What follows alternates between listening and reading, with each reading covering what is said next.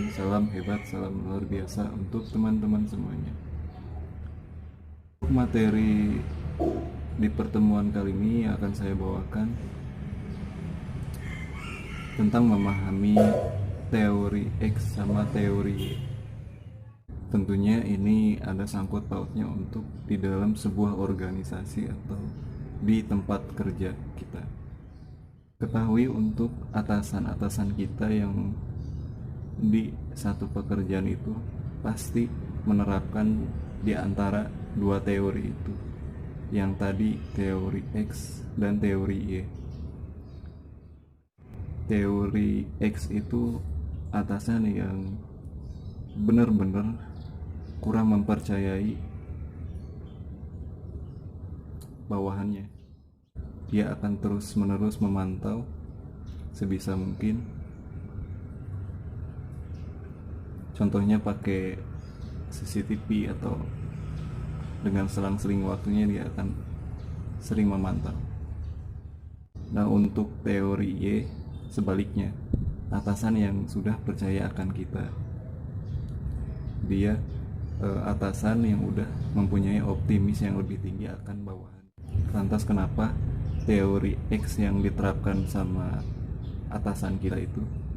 Alasannya seperti ini. Untuk kebaikan karyawannya juga, untuk kebaikan bawahannya juga, biar lebih bisa produktif, biar bisa lebih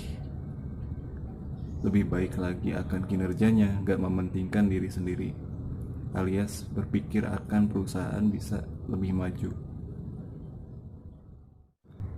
Untuk teori Y, jelas dia udah sangat-sangat dipercaya karena atasannya berpikir bawahannya sudah profesional, bisa mengendalikan entah itu kinerja, entah itu masalah pribadi. Dan jelas untuk teori Y itu atasannya sudah berpikir bahwa bawahannya sudah bisa melakukan yang terbaik, bisa mengembangkan di satu organisasi itu, bawahannya bisa berpikir akan kinerjanya dengan lebih baik, akan mengerjakan sesuatu halnya itu dengan lebih baik, intinya akan lebih efektif juga. Dan tidak untuk mementingkan diri sendiri. Karena atasan-atasan di satu perusahaan menerapkan dua teori ini, tetap intinya biar lebih maju akan satu perusahaan, biar bisa lebih baik.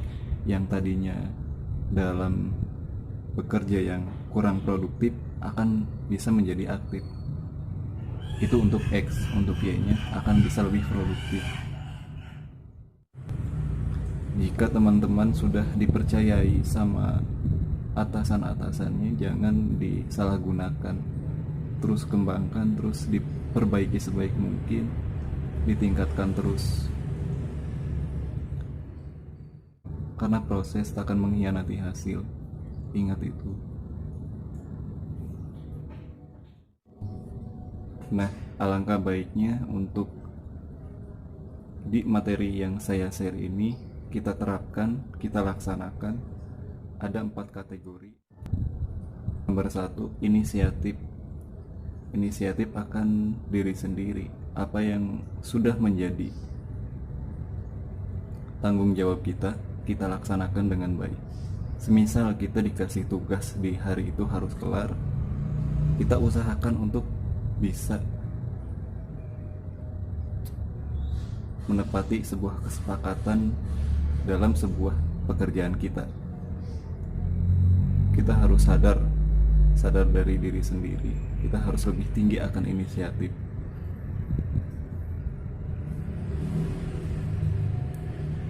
Dan ini sangat berpengaruh untuk kehidupan, untuk kinerja juga. Yang nomor 2, komitmen. Komitmen akan waktu, akan kesepakatan. Coba untuk belajar akan ini, Dan ini poin-poin yang emang sangat penting yang akan saya share ini, penting semua.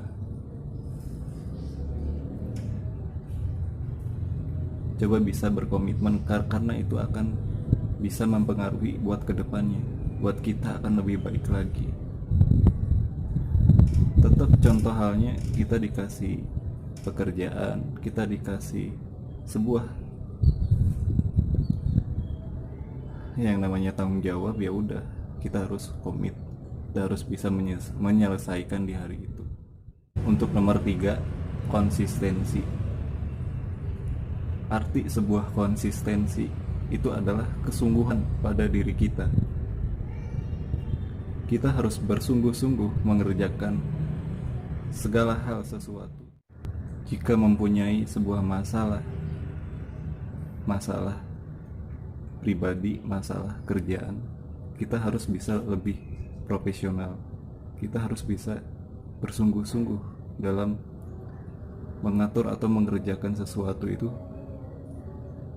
Jangan menjadi sebuah alasan. Untuk segala hal sesuatu yang kita kerjakan, insya Allah untuk konsistensi ini, untuk kesungguhan yang ada pada diri kita ini, takkan ada yang namanya sia-sia.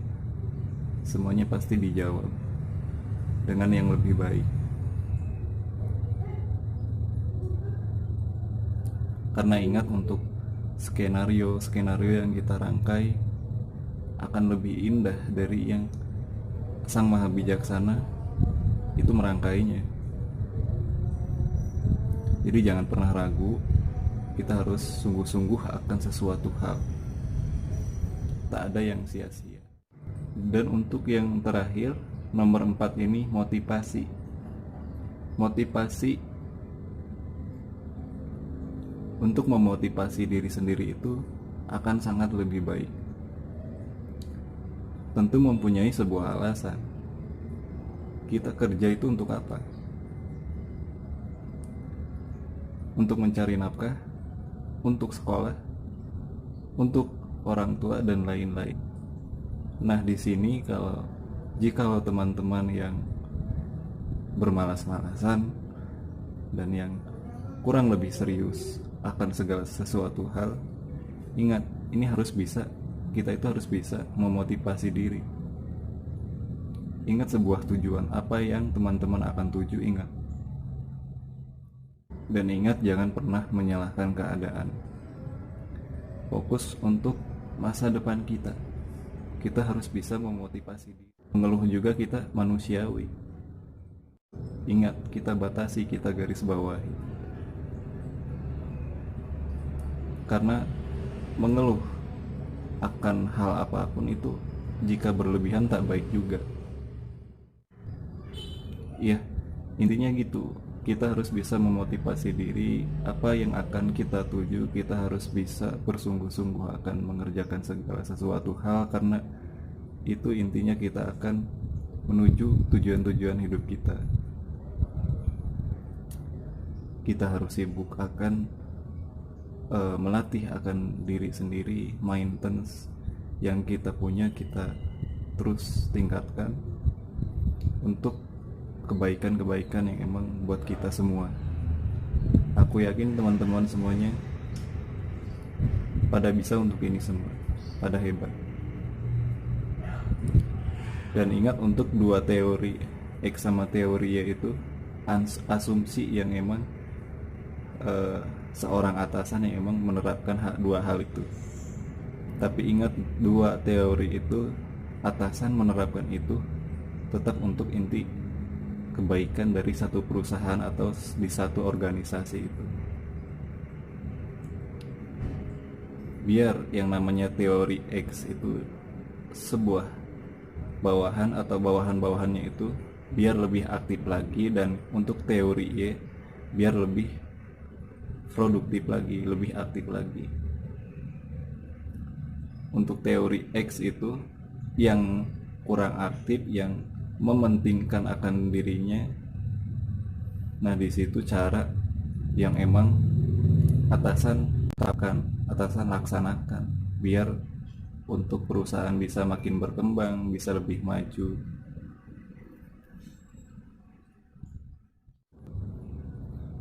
Dan ingat, untuk yang menyukai konten-konten seperti ini yang emang selalu saya sharing-sharing tentang keilmiahan, boleh dibantu karena dukungannya sangat-sangat berharga. Media sosial teman-teman, karena ini akan selalu ada video-video tentang edukasi atau motivasi.